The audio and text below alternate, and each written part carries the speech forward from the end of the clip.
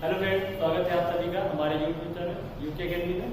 मैं ब्रजेश कुमार आज आप सभी के सामने डेटा कम्युनिकेशन के संबंध में डिस्कस करूंगा। तो हम लोगों ने अभी तक पिछले वीडियो में पढ़ा है कि नेटवर्क क्या होता है और कंप्यूटर नेटवर्क क्या होता है तथा कंप्यूटर नेटवर्क को बनाया कैसे कैसे आता है। तो सबसे पहली बात हमने आपको बताया कि नेटवर्क का निर्माण क्यों किया जाता है। ठीक है, नेटवर्क का निर्माण ही किया जाता है कम्युनिकेट करने के लिए। कम्युनिकेट मतलब किसी भी प्रकार के डेटा का आदान प्रदान करने के लिए हम कम्युनिकेट जो शब्द यूज करते हैं। कम्युनिकेशन का मतलब होता है संचार। क्या मतलब होता है? संचार या बातचीत। तो बातचीत पर हम लोग करते क्या? बातचीत में अगर मेरे पास कोई जानकारी होती है तो मैं किसी और को देता हूँ, या किसी और के पास कोई जानकारी होती है तो वो मुझे देता है। तो उसमें होता क्या है कि इंफॉर्मेशन का आदान प्रदान किया जाता है। तो कम्युनिकेशन शब्द का मतलब होता है कि संचार अर्थात किसी भी प्रकार की सूचना या इंफॉर्मेशन का आदान प्रदान करना। ठीक है, तो अब हम बात करते हैं अपने कंप्यूटर नेटवर्क पे। क्योंकि कम्युनिकेशन तो बहुत टाइप का होता है, लेकिन अपने सब्जेक्ट में अपने सिलेबस में किस चीज की बात की जाती है? Data communication. किसकी? Data communication. क्यों? क्योंकि कंप्यूटर हमारा जो काम करता है वो डेटा या रिकॉर्ड्स पर काम करता है। तो डेटा का जब हम आदान प्रदान करते हैं तो वह प्रक्रिया कहलाती है डेटा कम्युनिकेशन। अब यहाँ बात आती है कि हम डेटा कम्युनिकेशन का यूज क्यों करते हैं। देखिए, नॉर्मली कम्युनिकेट करने के बहुत सारे साधन हैं। हम मेल के द्वारा या लेटर लिख के या बोल करके या लिख करके कुछ भी करके अपने विचारों को दूसरे तक पहुंचाते हैं। तो अब यहाँ पर डेटा कम्युनिकेशन के लिए हम कंप्यूटर नेटवर्क या इंटरनेट वगैरह का यूज क्यों करते हैं, इसको जानना बहुत आवश्यक होता है। सबसे पहली बात हम ये जानते हैं, जब भी हम किसी से कम्युनिकेट करना चाहते हैं हम ये देखते हैं कि हमें किस प्रकार का साधन यूज करना, मतलब हमें किस प्रकार का कम्युनिकेशन मीडियम या माध्यम प्रयोग करना है। हम सबसे पहले क्या करते हैं कि हमारी जो कॉस्ट है, यानी कि जो लागत है अपनी बात को पहुंचाने की, वो कम रहे। हमारा जो मैसेज है या जो भी इंफॉर्मेशन है वो कम समय में तीव्रता के साथ अगले व्यक्ति तक पहुंच जाए। ठीक है, तो हम सबसे पहले दो तीन चीजें गौर करते हैं कि किसी भी प्रकार के कम्युनिकेशन में हमें कॉस्ट कम पड़े और हमारा डेटा विश्वसनीय रूप से, मतलब हम ऐसा चाहते हैं कि हमारे डेटा में किसी भी प्रकार कोई लॉस ना हो और वो सामने वाले व्यक्ति तक, यानी जिसको हम भेजना चाहते हैं उस तक उसी रूप में पहुंचे जिस रूप पर हमने उसको भेजा है। नॉर्मली हम लोग देखते हैं कि जब किसी से कोई बात कहते हैं और वो बात बुनते हुए जब पहुंचती है तो उसमें चार बातें अलग से बढ़ जाती हैं। लेकिन डेटा कम्युनिकेशन में किस चीज का ध्यान दिया जाता है कि मैसेज जिस रूप में निकलता है सेंडर के पास से रिसीवर के पास, उसी फॉर्म में वो पहुंचता है। अब डेटा कम्युनिकेशन में हम यूज क्या क्या करते हैं, हम इन चीजों को आगे जानेंगे। सबसे पहले नंबर आता है कम्युनिकेशन चैनल। क्या नंबर है? सबसे पहला नंबर कम्युनिकेशन चैनल।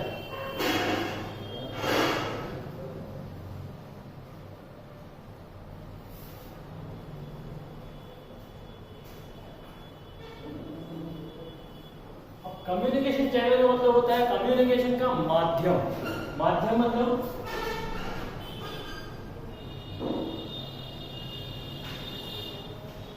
अब जैसे आपको अपने घर से निकल के मार्केट में जाना है तो आप किसी साधन का यूज करेंगे और वो साधन भी किसी माध्यम का यूज करेंगे, मतलब कोई ना कोई वे होगा, कोई ना कोई मार्ग होगा। ठीक है, आपका मीडियम है। क्या है? एक प्रकार का मीडियम है जिसकी सहायता से हम एक जगह से दूसरी जगह तक जाने का कार्य करते हैं। तो इसी प्रकार से जब हम डेटा कम्युनिकेशन का यूज करते हैं, यानी कि हम डेटा को जब एक जगह से दूसरी जगह भेजने का काम करते हैं, हम लोग क्या यूज करते हैं? कम्युनिकेशन चैनल्स का यूज करते हैं, जिनके माध्यम से हमारा डेटा एक सिस्टम से निकल करके दूसरे सिस्टम तक पहुंचता है। अब कम्युनिकेशन चैनल के रूप में हमारे पास दो ऑप्शन होते हैं। पहला होता है वायर्ड और दूसरा होता है वायरलेस। पहले क्या होता है? वायर्ड और दूसरा होता है वायरलेस।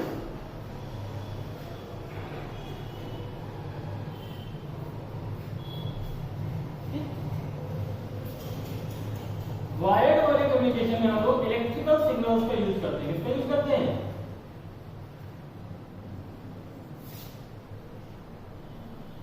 इलेक्ट्रिकल सिग्नल्स का। और वायरलेस वाले में हम लोग इलेक्ट्रोमैकेनिकल।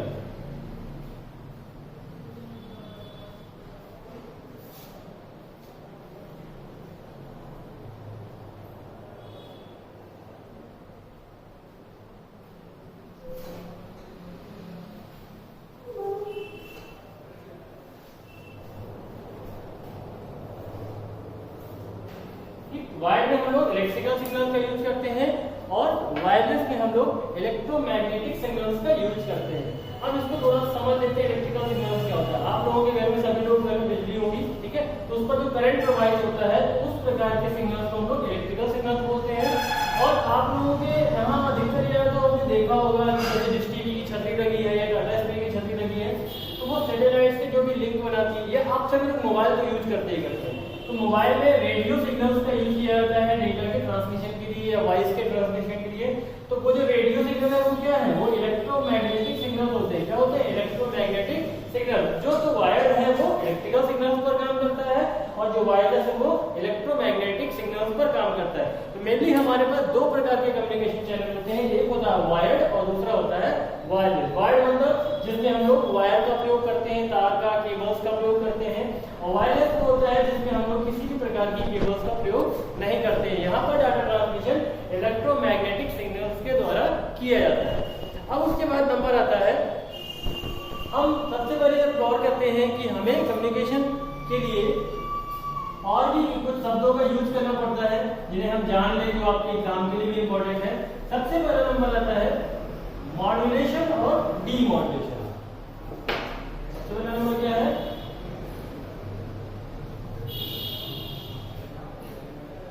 मॉड्यूलेशन, और दूसरा नंबर होता है डीमॉड्यूलेशन।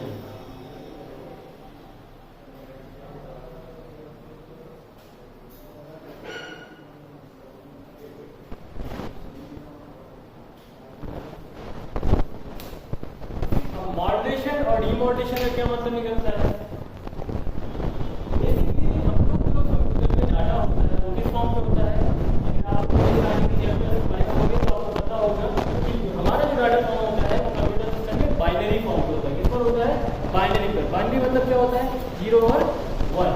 बाइनरी मतलब क्या है, 0 और 1 के फॉर्म में। लेकिन जो हमारा डाटा केबल्स के माध्यम से या वायरलेस सिग्नल्स के माध्यम से चलेगा तो वो इस फॉर्म पे नहीं रहेगा।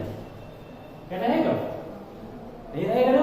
क्यों, क्योंकि बाइनरी अलग चीज है और इलेक्ट्रिकल सिग्नल्स या इलेक्ट्रोमैग्नेटिक सिग्नल्स वो अलग चीज होती है।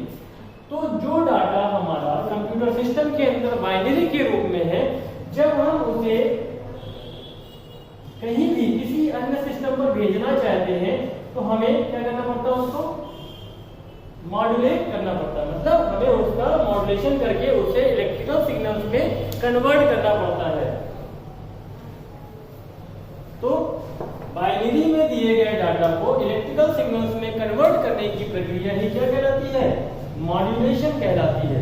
उसके बाद जब रिसीवर, यानी कि रिसीवर भी एक सिस्टम होता है, जब रिसीवर के द्वारा ये मॉड्यूलेटेड सिग्नल्स रिसीव कर लिए जाते हैं तो कंप्यूटर में हमें वो पुनः बाइनरी में कैसे दिखाई जाते हैं, तब वहां पर डीमॉड्यूलेशन की प्रक्रिया पूर्ण की जाती है, जिसमें इलेक्ट्रिकल सिग्नल से हमारे बाइनरी फॉर्म के डेटा को वापस कन्वर्ट कर लिया जाता है। तो क्या होता है, जिस रूप में सूचना सेंडर के द्वारा भेजी गई होती है उसी रूप में रिसीवर के द्वारा प्राप्त कर ली जाती है। अब थोड़ा सा डिटेल में जानते हैं कि मॉड्यूलेशन और डीमॉड्यूलेशन के बारे में समझेंगे कि ये प्रक्रिया क्या होती है और कैसे होती है, कैसे काम करती है। ठीक है, अब सबसे पहले हम गौर करते हैं कि अगर हमें क्या है कि अपने डाटा को कहीं दूर भेजना है, दूर का मतलब किसी ऐसी जगह भेजना है जहां तक वो डाटा नॉर्मल अपने फॉर्म पे नहीं पहुंच पाता है, तब हमें उसका मॉड्यूलेशन करना पड़ता है,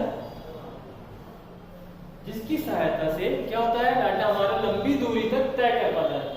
इसका भी एक रीजन होता है। नॉर्मल सा अगर आप गौर करें कि अगर मैं आवाज लगाता हूँ, मतलब अगर मैं नॉर्मली अपने मुंह से कुछ भी बोलता हूँ और बहुत जोर से भी बोलता हूँ, तो उसकी एक रेंज होती है। मतलब रेंज का मतलब क्या है कि उसकी एक फ्रीक्वेंसी रेंज होती है कि मेरा जो आवाज है, मेरी जो साउंड वॉइस है, वो कितनी दूर तक जाएगी। ठीक है, तो वो जो हमारा जो ओरिजिनल डाटा होता है उसकी फ्रीक्वेंसी रेंज बहुत कम होती है। बहुत कम मतलब क्यों, मुश्किल से 10 मीटर तक ले सकता है। जैसे आप ब्लूटूथ कनेक्ट करते हैं तो उसकी आप ब्लूटूथ डिवाइस की जो रेंज होती है वो 5 से 10 मीटर ही होती है, या थोड़ी सी भी ज्यादा या कम हो सकती है, लेकिन इससे ज्यादा नहीं होती है। तो यदि हमें अपने डाटा को, हमने क्या यूज करते हैं, जब कंप्यूटर नेटवर्क या इंटरनेट का यूज करते हैं, क्या करते हैं, आप अपने शहर पर बैठे हैं और किसी दूसरे शहर में किसी रिलेटिव को मैसेज भेज सकते हैं। तो इस प्रकार जब हम डाटा का ट्रांसमिशन करते हैं तो डाटा हमारा पहुंचता कैसे है वहां पर, इसको अगर हमें जानना है तो हमें मॉड्यूलेशन की प्रक्रिया को अच्छे से समझना होगा। क्यों, क्योंकि मॉड्यूलेशन ही वो प्रक्रिया है जो डाटा को अधिक फ्रीक्वेंसी रेंज के सिग्नल्स के साथ मिक्स कर देता है और डाटा को लंबी दूरी तय करने की क्षमता से युक्त कर देता है। तो मैं क्या बताना चाहता हूँ कि जो हमारा डाटा होता है जिसे हम ट्रांसफर करना चाहते हैं एक स्थान से दूसरे स्थान पर, उसकी फ्रीक्वेंसी बहुत कम होती है। ठीक है, क्या होती है? उसकी फ्रीक्वेंसी बहुत कम होती है, जिसकी वजह से वह बहुत अधिक दूरी तक ट्रांसमिट नहीं किया जा सकता है। ठीक, तो जब हम ऐसे डाटा को अधिक दूरी तक ट्रांसमिट करना चाहते हैं, मतलब लंबी दूरी पर भेजना चाहते हैं, तो हम मॉड्यूलेशन की प्रक्रिया करते हैं। तो इस प्रक्रिया में क्या किया जाता है कि हाई फ्रीक्वेंसी के रेडियो सिग्नल्स के साथ हम अपने कम फ्रीक्वेंसी के डेटा को मर्ज कर देते हैं, यानी कि मिला देते हैं, मिक्स कर देते हैं, और उसके बाद हम मिक्स किए गए जो भी सिग्नल्स होते हैं हम उनको मॉड्यूलेटेड सिग्नल्स बोलते हैं।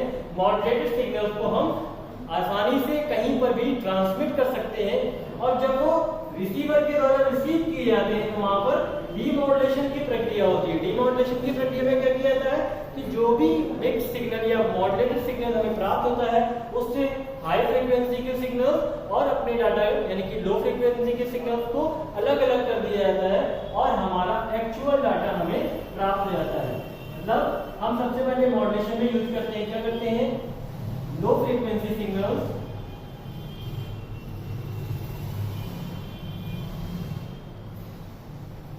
प्लस हाई फ्रीक्वेंसी सिग्नल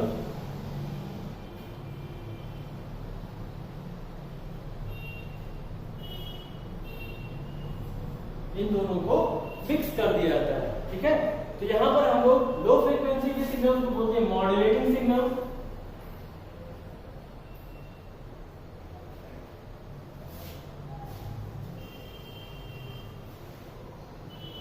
और हाई फ्रीक्वेंसी के सिग्नल को बोलते हैं कैरियर सिग्नल।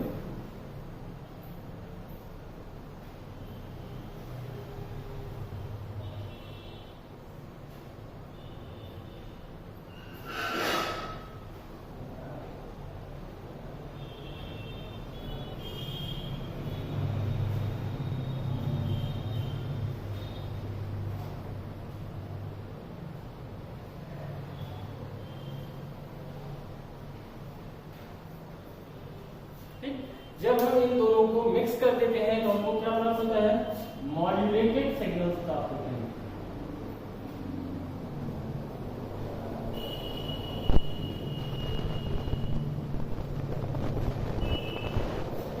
ठीक है, तो जब मॉड्यूलेटेड सिग्नल हमें प्राप्त हो जाती है तब हम उसे आसानी से अधिक दूरी तक ट्रांसमिट कर पाते हैं।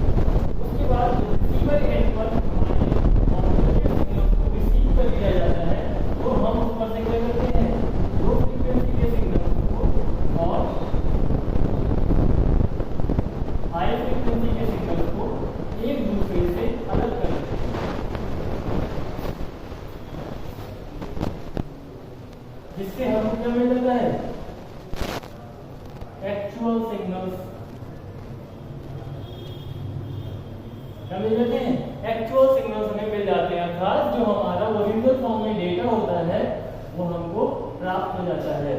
तो मॉड्यूलेशन और डीमॉड्यूलेशन ये दोनों ही महत्वपूर्ण प्रक्रियाएं होती हैं इसके लिए, डेटा के कम्युनिकेशन के लिए। मतलब डाटा अगर हमको भेजना है तो हमें उसका मॉड्यूलेशन करना पड़ेगा, लेकिन जब डाटा रिसीव किया जाता है तब वहां पर डीमॉड्यूलेशन की प्रक्रिया की जाती है। फिर से एक बार रिकॉल कर लेते हैं कि मॉड्यूलेशन की प्रक्रिया में क्या किया जाता है। मॉड्यूलेशन की प्रक्रिया में लो फ्रीक्वेंसी के सिग्नल्स को हाई फ्रीक्वेंसी की कैरियर सिग्नल्स के साथ मिक्स कर दिया जाता है, जिससे वो अधिक दूरी को या अधिक दूरी तक जाने की क्षमता से युक्त हो जाते हैं। इस प्रकार बने हुए सिग्नल्स को मॉड्यूलेटेड सिग्नल कहा जाता है तथा इस प्रक्रिया को मॉड्यूलेशन कहा जाता है। उसके बाद दूसरा नंबर आता है डीमॉड्यूलेशन। डीमॉड्यूलेशन में क्या होता है, रिसीवर के द्वारा जब डेटा सिग्नल यानी कि मॉड्यूलेटेड सिग्नल्स को रिसीव किया जाता है तब रिसीवर एंड पर उसे लो सिग्नल्स और हाई फ्रीक्वेंसी सिग्नल दोनों को एक दूसरे से अलग कर दिया जाता है, जिससे हम जिस डाटा को भेजना चाहते थे या जो हमने डाटा भेजा था वो अपने ओरिजिनल फॉर्म में रिसीवर के द्वारा रिसीव कर लिया जाता है। अब अगला नंबर आता है हमारा बिट रेट। अगला नंबर हमारा क्या है, बिट रेट।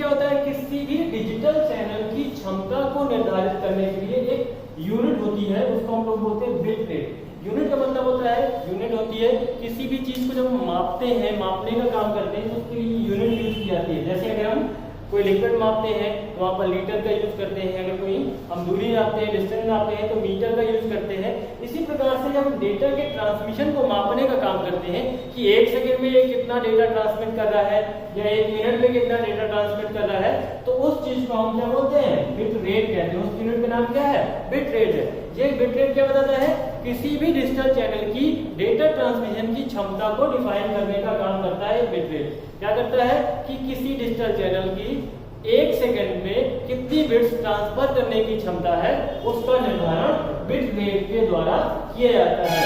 उसके बाद एक दूसरा नंबर आता है हमारा बट रेट।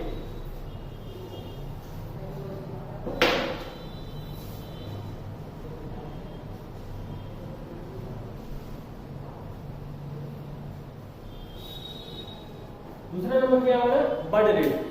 बट रेट समझने के लिए आपको थोड़ा सा पहले हमको असिंक्रोनस और सिंक्रोनस की जानकारी होनी चाहिए।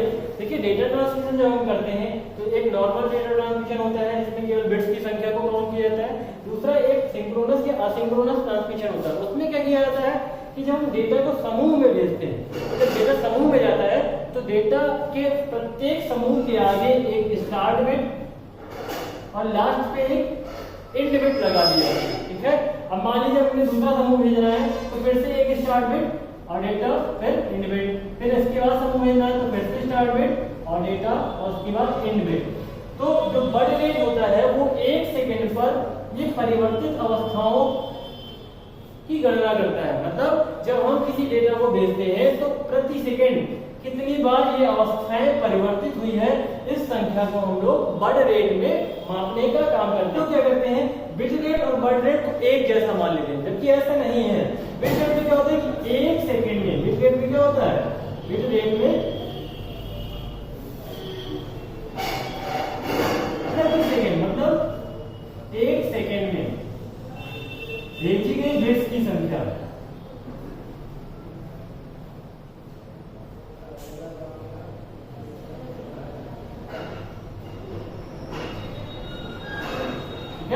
लेकिन बट रेट में क्या होता है, बट रेट में होता है 1 सेकंड में परिवर्तित अवस्थाओं की संख्या।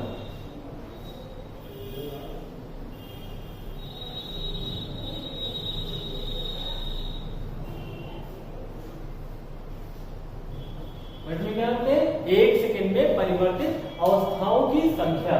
तो इस प्रकार से ये बिट रेट और बट रेट ये दोनों डेटा के ट्रांसमिशन के द्वारा डेटा को मापने की यूनिट के रूप में यूज की जाती है, बिट रेट और बट रेट। अब इसके बाद एक और वर्ड यूज किया जाता है, बैंडविड्थ। क्या यूज किया जाता है, बैंडविड्थ।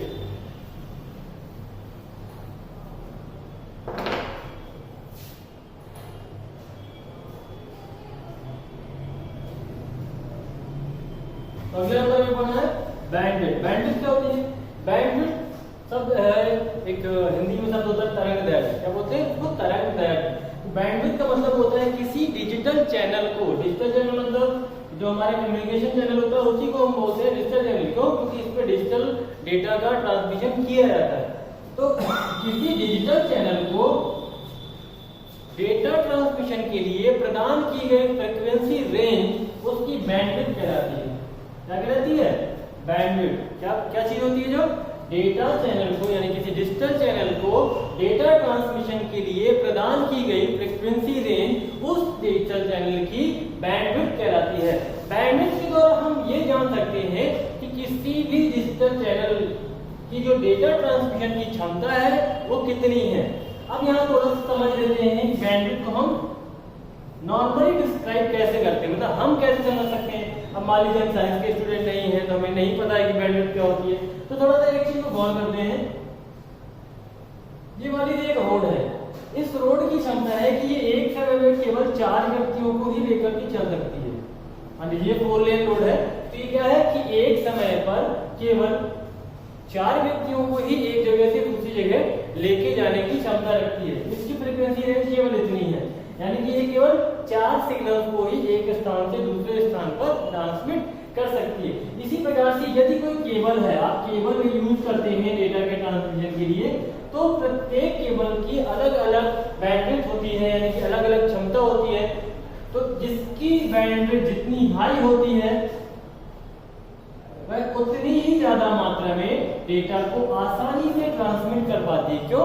नॉर्मल सी बात है, बिल्कुल सामान्य शब्द है, जैसे हम घर से निकलते हैं, अगर ज्यादा बड़ी रोड होगी तो हम आसानी से जा सकेंगे, और अगर रोड ज्यादा चौड़ी नहीं होगी तो क्या होगा, हमें समस्या आएगी। समस्या क्या आती है?